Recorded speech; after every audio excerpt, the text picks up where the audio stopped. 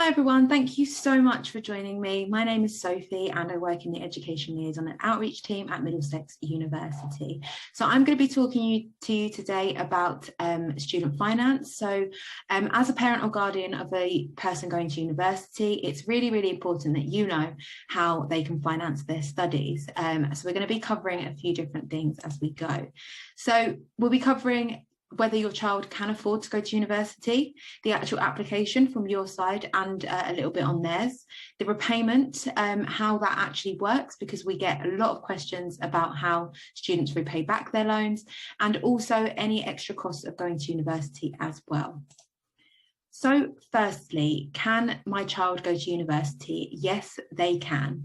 So your child can get financial support to go to university. And this is through the form of two loans from the government, the tuition fee loan and the maintenance loan. They don't need to take both. If they don't want to, they can take one or the other, or they can take both. It's completely up to them and all of your kind of personal circumstances, whether or not they need to. So they only have to pay back their loan after they've finished studying, and only when they are earning over a certain amount. And it's not like a bank loan. If they decide that they don't want to go to university, then they don't need to pay back anything.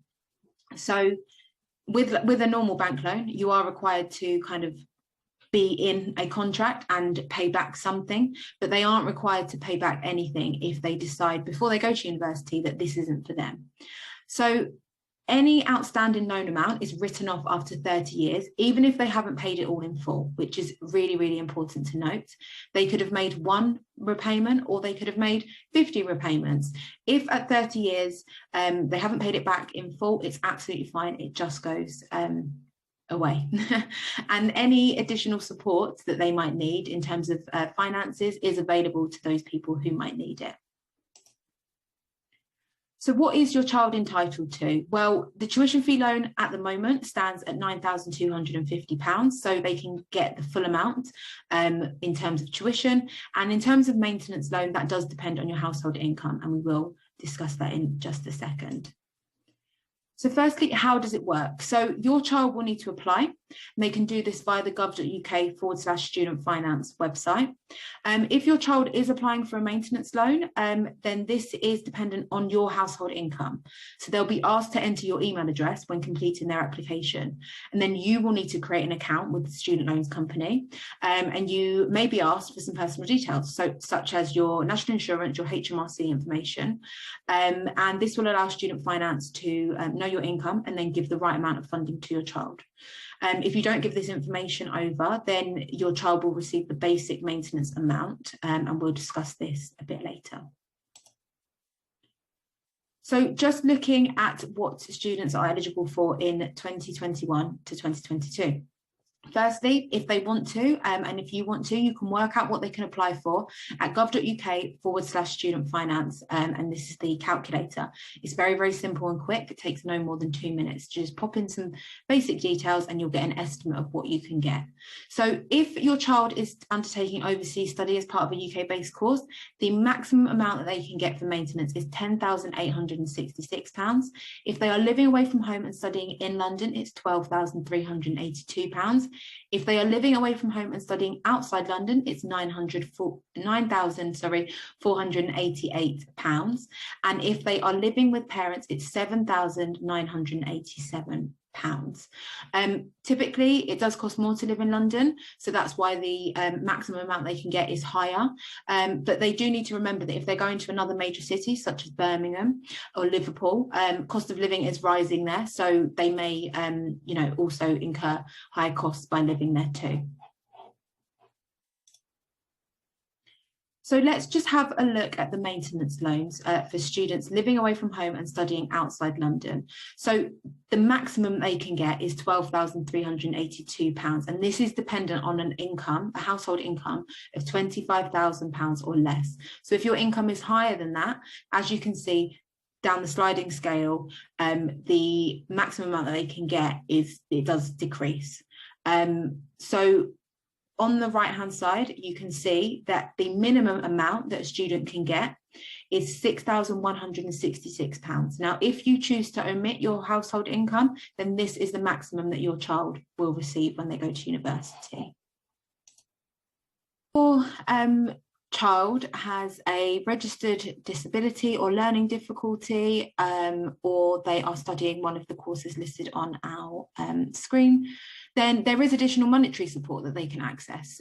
So this is something that's really important to know. So as I said, if they have a registered disability or they have a learning difficulty, then there is a pot of money that they can access, which is called the DSA, the Disabled Students Allowance. And the maximum amount for this is £25,000. They do need to apply for this grant, and this is money that they don't need to pay back.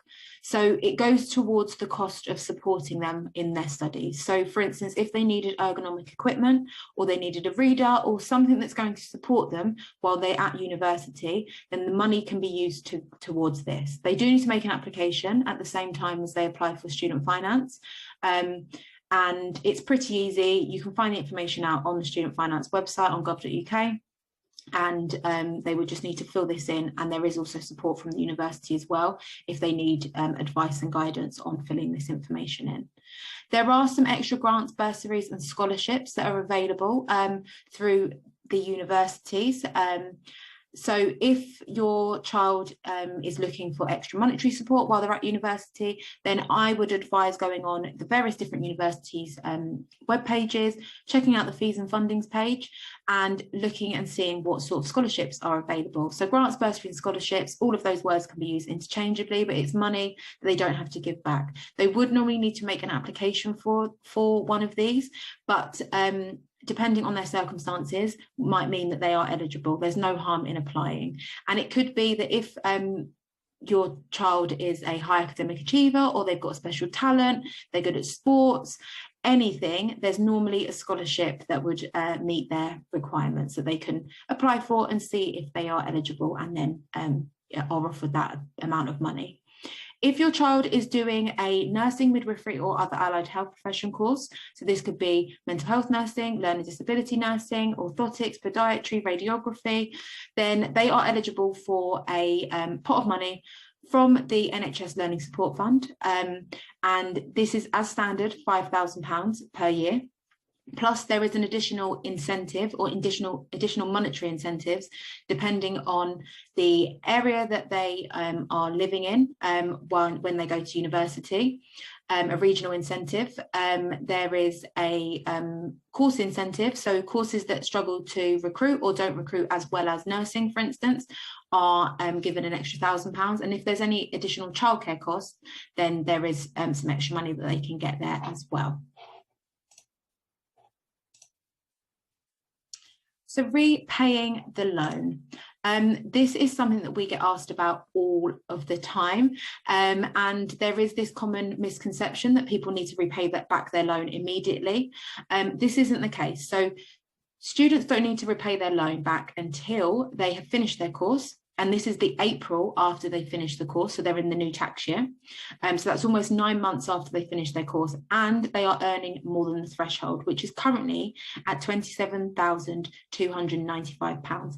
This does keep pace with average earnings, and it's likely that when your child finishes university in 3 or 4 years' time, that actually this may have risen again.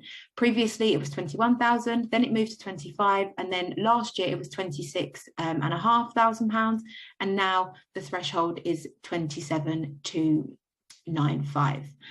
So they only ever pay back a percentage of what they earn above the threshold. So they pay back 9% of that. So they can earn up to that amount without having to pay back any of their student loan.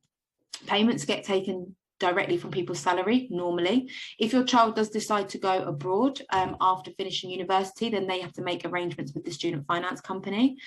If they become self-employed, again, they make arrangements with student finance separately to allow for that money to come out.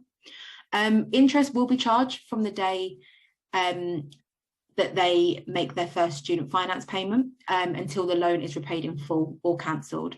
So the interest rate is based on the UK Retail Price Index and will vary depending on their circumstances.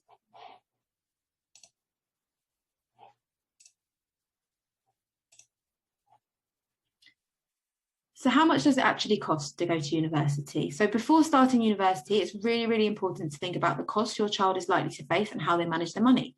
So it's advisable that they work out a budget to pay for essentials. So this is their expenditure. So they are going to need to pay for accommodation, gas, electricity if they don't have bills included as part of their accommodation, food and drink, their mobile phone, books and study materials, sports, leisure and social activities, and any travel that is required as well. So they will need to think about how much money they'll have, so their income. They can do a 1-minute budget through Save the Student, and they can then see kind of what they're left with. And they'll need to include things like what they're going to get from student finance. If they're going to get a job, are they going to be able to get money from you? Do they have any other savings? Things like that that can help support them while they're at university. So depending on the individual circumstances, they may need to get some part-time work, ask you or family for help. They can open up a 0% interest bank account, overdraft facility with lots of different banks out there. Check that they are actually getting the correct funding. So check that you as a family have kind of inputted in the details, everything that is needed in order to get the right funding. If not, you can talk to student finance about this, or they can go to their student welfare and advice team when they're at university to talk about how to kind of help support with this. There are the options, as I said before, to apply for scholarships, bursaries or grants from the universities. Sometimes these can be hidden, so do check out the websites for more details. Look for money saving tips and also ask for help. One of the ways that they can get part-time work is through the ambassador schemes at university. It's a really, really great way to earn extra income. It's very flexible, and it's an opportunity for them to talk about their experiences at university, which is really, really nice.